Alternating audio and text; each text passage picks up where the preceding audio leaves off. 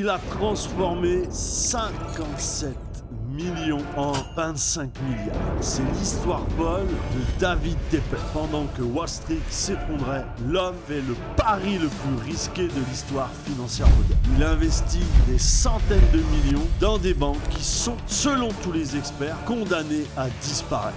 Ce pari, il va lui rapporter plus de milliards de dollars. En 1993, David Tepper claque la porte de Goldman Sachs. 8 ans dans leur bureau à New York, 8 ans à gérer les actifs les plus pourris du marché, des dettes d'entreprises au bord de la faillite complète, des obligations toxiques que personne ne veut. Et pourtant, il transforme tout ça en or. Il fait gagner des centaines de millions à la firme, il attend la récompense, devenir partenaire. Mais à la dernière minute, c'est non. Pas à cause des chiffres, il est intouchable là-dessus, il est trop brut, trop cash. Tepper encaisse, il dit rien, il part. Et là, il prend la décision qui va tout changer. Il monte Apolloza Management dans un bureau cheap, sans prestige, sans rien, avec 57 millions de dollars d'argent confié par quelques investisseurs courageux. 57 millions. Une goutte d'eau à Wall Street, mais c'est son argent, c'est sa vision,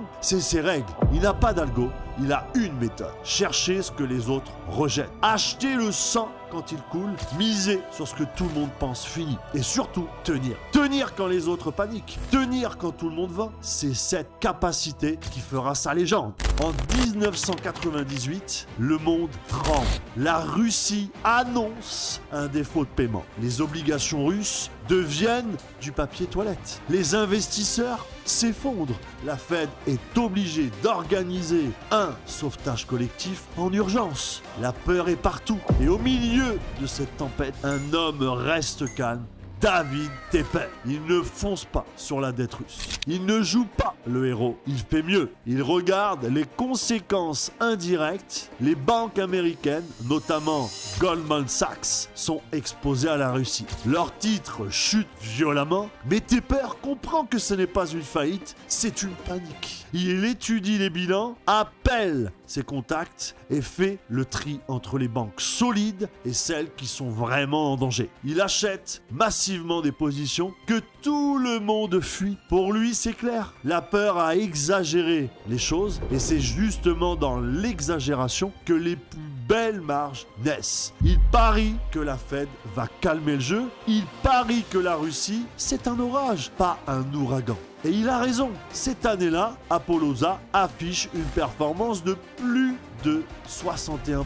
Alors que des géants s'effondrent, lui s'impose comme un survivant. Wall Street commence à le regarder autrement. Pas comme un original, mais comme un tueur, calculateur, et ce n'est que le début. Si tu entres chez Apolloza, oublie tout ce que tu crois savoir sur le travail dans la finance. Ici, c'est pas un open space lumineux avec des snacks bio et des chefs happiness officers. C'est pas un incubateur de start-up. C'est un ring de boxe. Chaque jour, chaque matin, chaque position est un combat. Et au centre de ce ring, il y a David Tepper, le patron, le prédateur, le bulldozer. Tu proposes un trade, tu le défends. Tu coupes une position sans prévenir, il te démonte. Un jour, un trader liquide trop tôt un actif en stress. Tepper ne dit rien. Il sort du bureau, revient 5 minutes plus tard avec un sachet. Il l'ouvre devant toute l'équipe.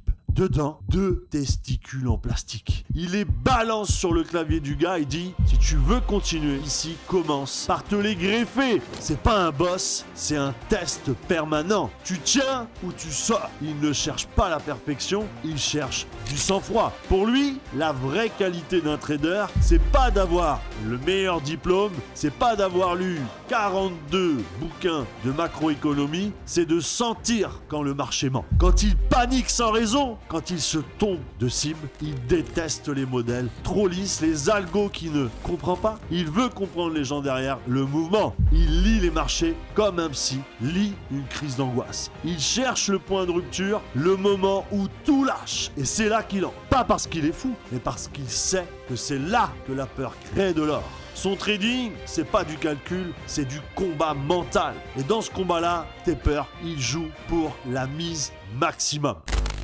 On revient fin 2008. Wall Street saigne, Lehman Brothers s'effondre, AEG appelle à l'aide, Merrill Lynch est absorbé à l'arrache par la Bank of America, Citigroup chute sous les $2, plus personne ne sait qui va tenir. Le système bancaire est au bord de l'extinction. Les hedge funds paniquent, les fonds de pension vendent à tout va. Même les banques ne se prêtent plus entre elles. Les analyses coupent toutes les positions et les gérants fuient le risque comme la peste. Mettez peur, ils s'isolent et il ignore la peur. Pendant des semaines, il plonge dans des bilans, il analyse, il recoupe, il compare et là, il comprend quelque chose que peu voient à ce moment-là. Les prix sont totalement perdus et certaines obligations de grandes banques se vendent à 20 centimes pour $1. Même les actions en chute libre représentent parfois moins que la valeur du cash détenu par les entreprises. Il se pose une question simple à ce moment. Le gouvernement va-t-il laisser tomber tout le système bancaire américain? Sa réponse est non. Et cette réponse, il va la jouer à fond. Il mise $1,3 milliard répartis entre Citigroup, AEG, Bank of America et d'autres banques jugées intouchables par les autres. Il prend des positions massives dans les pires moments. À ce moment-là, même ses partenaires pensent qu'il perd mais complètement la tête. Les appels s'accumulent, les doutes aussi. Mais il tient. Il a vu plus loin que la peur. Et quelques mois plus tard, la Fed lance son plan. Injection de capitaux. Plan Paulson, TARP. Les banques survivent. Et ce que Tepper attendait arrive. Le rebond Citigroup explose. Plus 400%. Bank of America triple les obligations qu'il avait achetées pour 0,20 centimes. Remonte à $1. Résultat, 7,5 milliards de dollars de profit. Plus 130% de performance sur l'année. En un trade qui reste encore aujourd'hui l'un des plus emblématiques de l'histoire des marchés. Ce jour-là, Tepper n'a pas seulement gagné, il a prouvé que garder son sang-froid peut valoir des milliards. Après 2009, tout change. Wall Street n'ose plus rire de lui. Le nom Apolloza devient un symbole de domination mentale et David Tepper, il devient une légende vivant. Tout le monde veut lui confier son argent. Des milliardaires, des fonds souverains, des géants de l'assurance. Les demandes pleuvent, mais Tepper reste fidèle à lui-même. Il accepte certains, il refuse beaucoup, il garde le contrôle total et il continue à jouer son jeu. Toujours sur les titres que personne ne veut, toujours à effleurer ce que les autres ne voient pas, sauf que maintenant, il le fait avec plusieurs milliards en poche. Mais à ce moment-là, il commence aussi à penser au long terme. Pas juste pour les marchés, pour les gens. En 2010, il fait un geste qui marque 67 millions de dollars donnés à Carnegie Mellon, son ancienne université. Pas pour avoir son nom sur un bâtiment, pour financer des bourses, pour les mômes sans réseau, pour que des mecs comme lui aient leur chance. Et puis,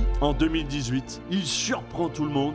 Il achète les Carolina Panthers, une franchise NFL. Prix du deal, 2,3 milliards de dollars payés cash. Il devient le propriétaire le plus riche de toute la ligue. Et pourquoi le foot? Pas pour le show, pas pour les caméras, parce que c'est une guerre. Comme la bourse, il dit à ses coachs, ici on joue pour gagner et je ne paye personne pour perdre. Il restructure l'équipe.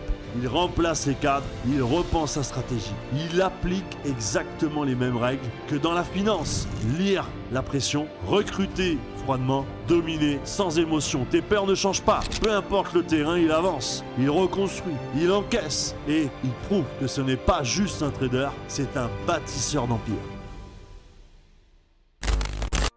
Si tu veux comprendre comment David Tepper pense, oublie tout ce que tu as appris dans les livres. Oublie les cours de finance et oublie les citations de Warren Buffett. Tepper, c'est pas un philosophe. C'est un tueur rationnel. Il ne fait pas de longues théories. Il a juste 3 lois, 3 règles. Et si tu les appliques, tu as peut-être une chance de survivre dans ce game. La loi numéro 1, acheter quand tout le monde vend. C'est la base, le pilier, la plus simple et pourtant la plus dure à appliquer. Tepper ne suit pas la tendance, il suit la panique. Il cherche où le marché a perdu les pédales et quand il sent que la peur a pris le contrôle, il fonce. Quand tout le monde vend sans réfléchir, c'est là que je commence à réfléchir. Il ne cherche pas à avoir raison tout de suite, il cherche à acheter ce que personne ne veut, à un prix que personne ne verra jamais 2 fois. 2009, il a appliqué cette loi jusqu'à l'extrême et il a pris 7,5 milliards pendant que les autres coupaient tout. Loi numéro 2, si t'as pas de couilles, t'as rien à faire ici. Oui, il l'a dit comme ça, mot pour mot. Il déteste les peut-être, les je pense que, les on verra bien. Tu proposes un trade, tu y vas à fond. Tu t'engages, tu vis avec les conséquences. Il préfère un gars qui perd 10 millions avec de l'audace qu'un gars qui gagne 100 000 en tremblant. Il le répète à son équipe sans arrêt. On n'est pas là pour survivre, on est là pour dominer. Chez lui, un bon trader, c'est pas celui qui a la meilleure stratégie. C'est celui qui ose quand c'est le pire moment d'oser. Loi numéro 3. Le doute est un poison. Tu peux avoir la meilleure idée du monde. Si tu passes 3 jours à douter, le marché t'a déjà bouffé. Tes peurs pensent que le doute tue plus les traders que les vraies mauvaises décisions. Il dit lui-même, agis, corrige après, mais bouge. La plupart des gens attendent la confirmation. Lui, il agit pendant que les autres hésitent. Il n'a jamais prétendu avoir toujours raison, mais il a toujours su prendre une décision. Ces 3 lois, elles ne sont pas sexy, mais elles lui ont permis de passer de 57 millions à 25 milliards de dollars. Elles lui ont permis de survivre aux pires crises et de frapper toujours là où personne ne voulait aller. Le secret de tes peurs, c'est pas une méthode, c'est un mental. Si cette histoire t'a parlé, c'est peut-être parce qu'au fond de toi, tu as déjà senti ce frisson. Le doute, la pression, la peur de cliquer. Moi, ce que j'ai fait aujourd'hui, c'est simple. C'est que je suis en live tous les jours avec plus de 1000 traders actifs. Des gars et des filles qui veulent, pas juste apprendre, mais qui veulent ressentir. Ressentir le marché sous leurs doigts. On analyse, on trade, on se trompe, mais on progresse. En direct ensemble, en plus c'est gratuit. Donc si tu veux vivre ça, t'as qu'une seule chose à faire. Clique sur le lien qui est dans la description ou dans les commentaires épinglés et tu vas recevoir une notif avant le prochain live.